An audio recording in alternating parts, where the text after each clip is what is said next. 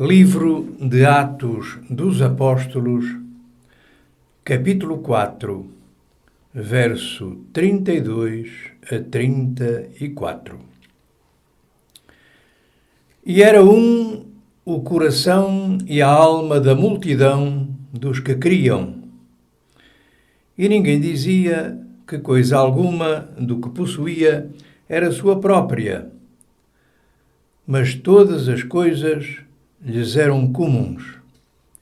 E os apóstolos davam com grande poder testemunho da ressurreição do Senhor Jesus, e em todos eles havia abundante graça.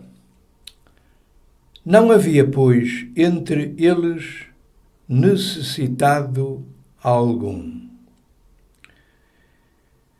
Tive alguma relutância de refletir convosco sobre este texto e aquilo que procurarei explanar ao longo da mensagem, mas estou convicto de que todos nós, aqueles que têm tido a amabilidade de ouvir as mensagens, todos nós estaremos preparados para entender que os dias que estamos vivendo são dias de exigência, dias especiais, em que aquela mornidão descrita na carta aos Laodicenses, que corresponde ao último período da Igreja, tem de acabar. É necessário que haja uma opção de quente ou frio, ou estou ou não estou, porque de outra forma nós não agradaremos naturalmente ao Senhor. Não havia, pois, entre eles necessitado algum. Basta olhar ao nosso derredor. Basta palmilhar as ruas da nossa cidade sem ir a outras, mas que têm a mesma realidade, e ver as pessoas deitadas no chão, à espera que lhes levem algum alimento, tal qual qualquer animal. Isso é visto, de certa forma, já com alguma indiferença, porque o homem endureceu os seus corações. Ele vê televisão enquanto come e vê passar cenas de criminalidade e outros terrores e continua a comer. É o nosso dia. Está chegando a hora, meus queridos irmãos, conforme foi lembrado na mensagem anterior, que núcleos de amor comecem a contrariar, sem armas, mas através do amor, estas circunstâncias que nos estão rodeando. Repito, não havia, pois, entre eles necessitado algum. Neste pequenino texto destacado da experiência da Igreja primitiva, nós podemos aferir três características desta Igreja inicial, cheia de entusiasmo, cheia de poder, cheia de amor, em que o Jesus Cristo ressuscitado, como é dito, era bem visível. A primeira característica é o desprendimento das coisas do mundo. O mundo atrai-nos qual ímã, como se fosse a gravidade que nós sentimos para nos podermos manter nesta terra eretos. Temos de começar a desprender-nos das coisas materiais. Nós hoje temos contentores de lixo, mas também temos contentores de roupa. Há 50 anos atrás arranjava-se a roupa. Hoje nós deitamos vestuário fora. Desprendimento das coisas do mundo. Mostrar o poder do Espírito Santo nada mais é do que mostrar que Jesus Cristo está vivo. E se Ele está vivo, Ele vai naturalmente ajudar-nos. Porque aquela frase tão nossa conhecida, dita pelas duas irmãs, a respeito do irmão falecido, se tu estivesses aqui, Senhor, o meu irmão não teria morrido. Naturalmente que não. porque elas conheciam e tinham visto milagres do Senhor. Mas este Jesus ressuscitado, mostrá-lo, é o mesmo que dizer que o Senhor hoje resolve os mesmos problemas de ontem. Através do milagre, através da orientação e através da força para caminhar. E depois também partilhar e amar o próximo, para que não haja, pois, entre eles necessitado algum. Se o irmão criar um núcleo onde nesse mesmo núcleo não existe necessitado algum, vai verificar o que é normalíssimo. Alguém vai querer pertencer a ele, porque quer ter o seu problema resolvido. E este facto tem de ser visível nos nossos dias e nos lugares onde cada um de nós se encontra. Mas sabemos que este amor tão grande daquilo que nós chamamos de igreja primitiva, foi destruído pelo mundo. Foi destruído. E nós dizemos, quando é que ele foi destruído? Muito simplesmente, quando a perseguição surgiu em Jerusalém, os discípulos foram dispersos, espalharam-se e aquela união, a unidade visível à volta da cidade de Jerusalém e limítrofes, deixou de existir. Razão pela qual logo na primeira igreja de Éfeso, ou seja, nesta igreja chamada de primitiva, o Senhor analisa as suas obras, enaltece-as, porque são de enaltecer, mas a certa altura ele diz assim: eu sei as tuas obras e o teu trabalho. O Senhor sabia isso. Tenho, porém, contra ti que deixaste a tua primeira caridade ou deixaste o teu primeiro amor. Qual é o primeiro amor e a primeira caridade? É precisamente aquilo que foi lembrado. Não havia, pois, entre eles necessitado algum. Ora, meus queridos irmãos, podemos fazer uma pergunta. É possível hoje restaurar isso tudo como foi no princípio?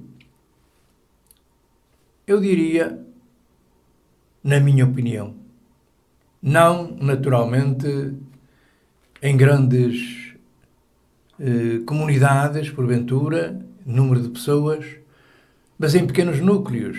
E o irmão vai lembrar e dizer assim, olha, mas isso tentaram ao longo dos séculos da cristandade, e nós vemos imensas comunidades religiosas chamadas de conventos, em que as pessoas se refugiaram de maneira nenhuma.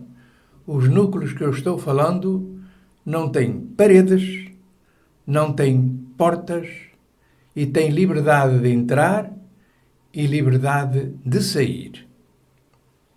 São núcleos, meus queridos irmãos, que são formados por pessoas, não muitas no início, porventura multiplicadas, para que o Senhor seja visível e a sua palavra seja vista e haja uma atração nessa mesma vivência, para que todos sejam um, como tu, ó Pai, o és em mim, para que o mundo veja. Ora, o mundo não vê nada disso, pelo menos na maioria dos lugares. Alguns, louvado seja o Senhor, fogem à regra.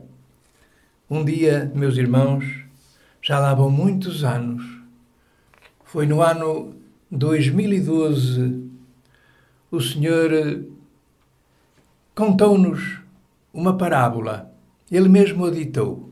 Parábola muito bonita, usando uma linguagem parabólica, portanto, como nós entendemos, uma linguagem para que nós possamos entender a semelhança.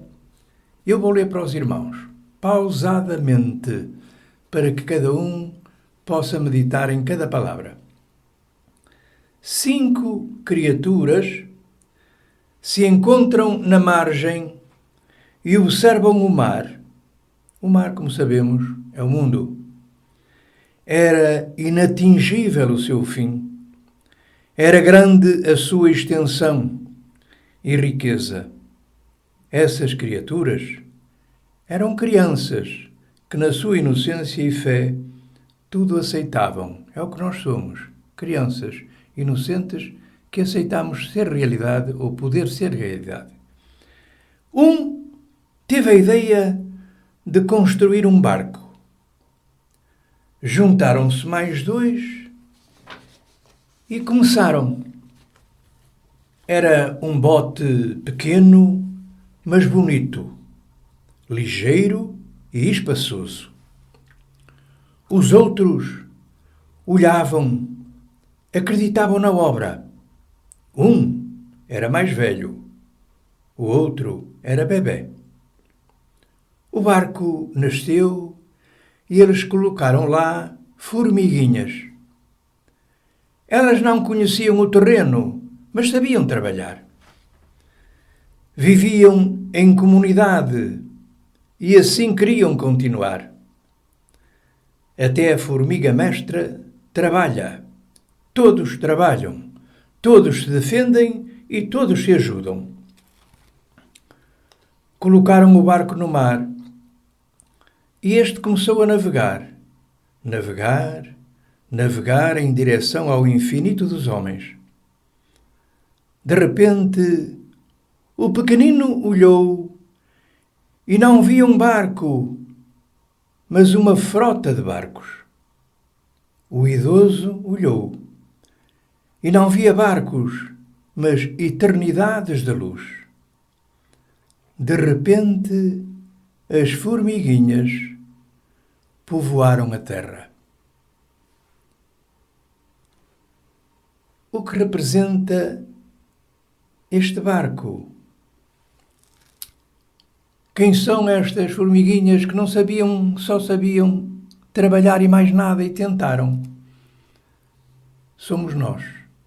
O barco são os núcleos pequenos que são lançados ao mar. Outros copiam, outros fazem, multiplicam. E quando nós damos por ela, esta mensagem é espalhada por todo o mundo. E conforme disse Jesus, e a minha palavra será pregada em todo o mundo, e depois virá o fim.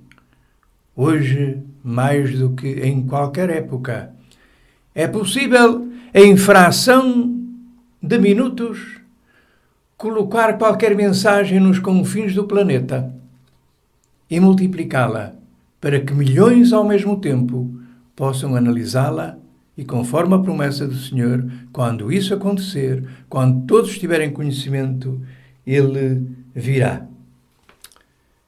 Este barquinho, estes núcleos, estão a ser formados por uma razão específica. E esta é muito material, é muito terrena.